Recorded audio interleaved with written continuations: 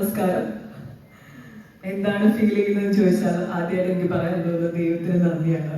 Finally it is happening.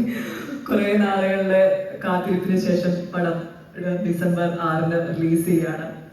ഞാൻ എൻ്റെ ഹൃദയത്തോടെ ഏറ്റവും ചേർത്ത് വെച്ചിരിക്കുന്ന ഒരു സിനിമ തന്നെയാണ് റേച്ചൽ. കാരണം ആനന്ദിനി വന്ന ഒരു സ്റ്റോറി ലൈൻ പറയുന്ന സമയം തൊട്ട് അത് സ്ക്രിപ്റ്റ് ആയിട്ടില്ല, അത് കഴിഞ്ഞിട്ടാണ് സ്ക്രിപ്റ്റിലേക്ക് കിടക്കുന്നത്. ഇഷ്ടമായെങ്കിൽ നമുക്ക് ചെയ്യാമെന്ന് പറഞ്ഞിട്ടാണ്. അപ്പൊ ആ സമയം തൊട്ട് ഈ സിനിമയുടെ ഭാഗമായി ടിൽ എൻഡ് വരെയും ഞാൻ ഈ സിനിമയോട് ചേർന്ന് നിൽക്കുന്ന ഒരു വ്യക്തിയാണ്. ഈ ഒരു കഥാപാത്രം എനിക്ക് തോന്നുന്നു 10-20 വർഷമായി ഇപ്പം ഇൻഡസ്ട്രിയിൽ. അതിന്റെ കാരണഭൂതനാണ് അവിടെ ഇരിക്കുന്നത് വിനയൻ സാറ്.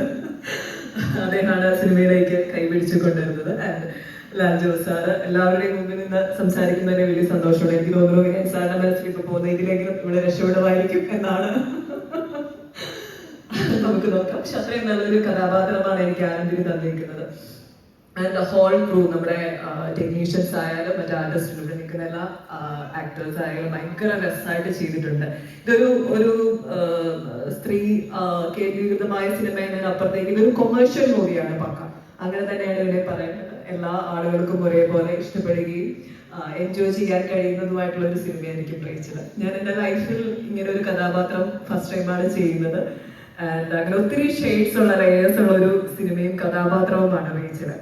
ആൻഡ് ഇവിടെ എനിക്ക് എടുത്തു പറയേണ്ട മറ്റൊരു പേര് ഇബ്രിഡ് ഷൈൻ സാറാണ്. അദ്ദേഹത്തിന്റെ ഒരു ഗൈഡൻസും സപ്പോർട്ടും ഫ്രം ദ ബിഗിനിങ് തൊട്ട് ഞങ്ങൾക്ക് എല്ലാവർക്കും ഒരേപോലെ ഉണ്ടായിരുന്നു. ഈ കഥാപാത്രം കൂടുതൽ മനസ്സിലാക്കാനും ഈ സിനിമയെ കൂടുതൽ ഇഷ്ടപ്പെടാനും ഒക്കെ ഒത്തിരി ഹെൽപ്പ് ചെയ്തിട്ടുണ്ട്. ആൻഡ് നമ്മുടെ മാതൃക, അദ്ദേഹമാണ് ഈ സിനിമ ഇങ്ങനെ പ്രാവർത്തികമാക്കാനുള്ള ഒരു റീസൺ. അതേപോലെ തന്നെ മഞ്ജു ചേച്ചി ഇവിടെ പോയി, മഞ്ജു ചേച്ചി ഇവിടെ ഉണ്ട്. അങ്ങനെ ഞങ്ങള് കുറച്ച് സ്ത്രീകളുടെ എന്ന് പറയുന്നെങ്കിൽ പോലും എനിക്ക് തോന്നുന്നു ഈ സിനിമയുടെ പിന്നിൽ വളരെ സ്ട്രോങ് ആയിട്ടുള്ള കുറെ പുരുഷന്മാരുടെ പ്രയത്നമുണ്ട്. അപ്പൊ നമ്മളെല്ലാവരെയും ഒരേപോലെ തന്നെ പറയേണ്ടിയിരിക്കുന്ന പേരുകൾ.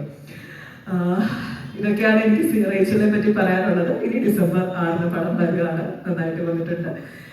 വിജയിക്കുമെന്ന് പ്രതീക്ഷിക്കുന്നു. നിങ്ങളുടെ പ്രാർത്ഥനയും സപ്പോർട്ടും ഒക്കെ ഉണ്ടാവും. ഇനി ആരുടെയെങ്കിലും പേരുകൾ ഞാൻ മറന്നുപോയിട്ടുണ്ടോ എന്ന് എനിക്കറിയില്ല.